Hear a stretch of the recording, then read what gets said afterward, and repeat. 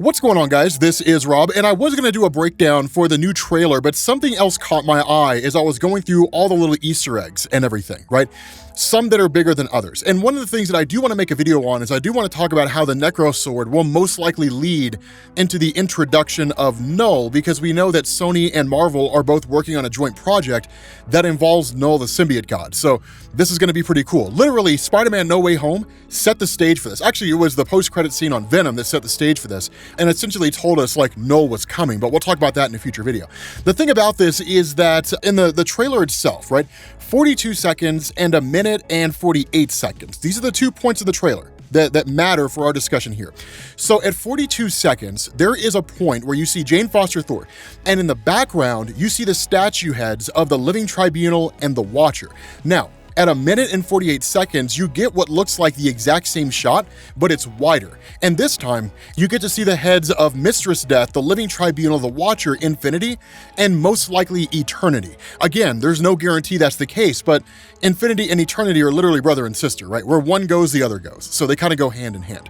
But the thing about this is that this is kind of big, because I think this is Omnipotence City. Now, for those of you guys who have read Thor, God of Thunder, you specifically know exactly what I'm talking about, right? The halls of the all-knowing and all that kind of stuff. So one of the things to know is that in Marvel Comics, what you have is a place called Omnipotence City. It's basically this giant library where any god can go and study the histories of any other gods or anything like that. Now, the reason why this matters is because in the God Butcher storyline, one of the things that happened is that Thor had gone to Omnipotence City, and he had gone through the library and found there was this section of all these gods that had basically gone missing. They were simply inactive or something like that, and no one knew what had happened to them. They were literally MIA. And so it was kind of like, okay, like it was a huge number of people. That was basically a tie-in to what was going on with Gorr, that in effect, all these gods that had simply gone missing were basically killed by Gorr, or they had been taken as slaves. Gorr had actually used them in the future to construct the God Bomb. But in effect, like Thor was on the hunt to figure out where all these gods had gone, unwittingly on the trail of Gorr the God Butcher, which of course he figured out that was what was going on when he confronted Gorr, and the two of them fought, and then Gorr beat the hell out of him. But the thing about this, it was one of the best moments in the comic, dude. When Gorr beat the dude, the first time they fight, if I remember correctly, Gorr beats the hell out of Thor. I mean, it's nuts, man. He beat him like he owed him money. It was crazy. Thor never had a chance. And then, oh, it gets even nuts. Like in the future, it's literally 3 Thors, right? Thor from the past, before he could lift Mjolnir, Thor from the present, when he was able to lift the hammer, and Thor in the future, who's become the All-Father. They're all facing off against Gorr, and they still lose. It literally takes Thor from the present, wielding 2 Mjolnirs and the all-black Necro Sword to defeat Gorr. And even then, it still doesn't work. Even then, he doesn't necessarily destroy him completely. It's crazy, right? It's nuts how powerful that guy becomes. Just a testament to how much the all-black Necro Sword just amplified his power. It was wild.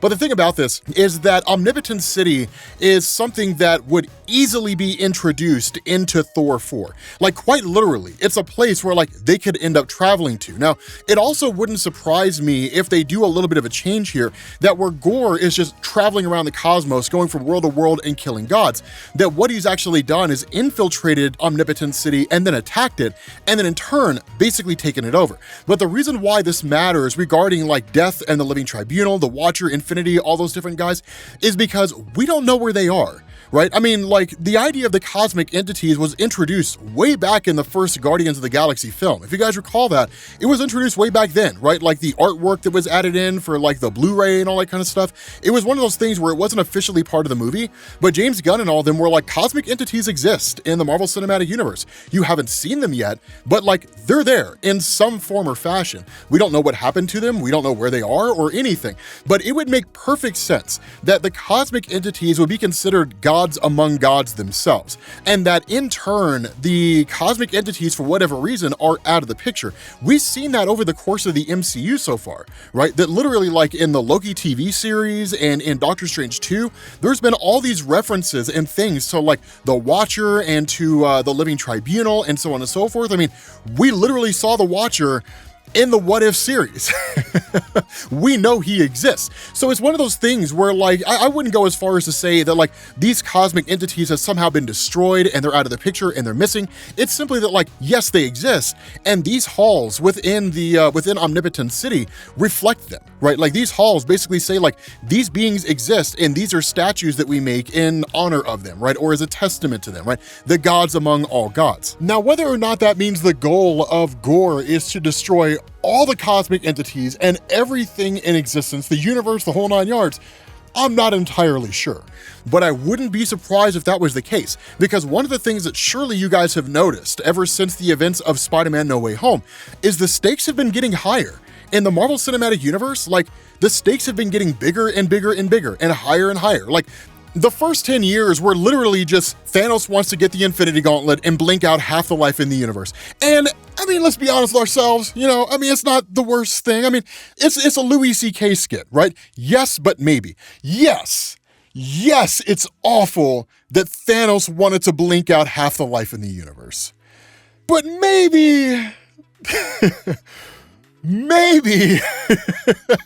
I'm just saying, we all know that one guy, right? Where if Thanos existed here in the real world and Thanos wanted to blink out half of the life in the universe, it wouldn't be so bad if that dude was one of them. You know what I mean? Like, we all know that one person. But, like, those are, I mean, looking at it for what it is, it's small-time stuff, right? It's not the most significant thing. Loki brought back the multiverse, Doctor Strange screwed with it in Spider-Man No Way Home, and then he explored it in Doctor Strange 2, and Wanda was jumping around it, right? Wreaking havoc across it in Doctor Strange 2. Like, the stakes are getting bigger, so it wouldn't surprise me if in this movie, there's all kinds of little references and Easter eggs, like the whole god pantheons, sky fathers, and all that kind of stuff. And in turn, it's one of those things where it's like, yeah, man, the cosmic entities are there, right? Because this is the time for them to introduce the sky fathers, right? To literally say, okay, Thor, so like you knew Odin as like your dad, who was usually a dick, and he did some stuff.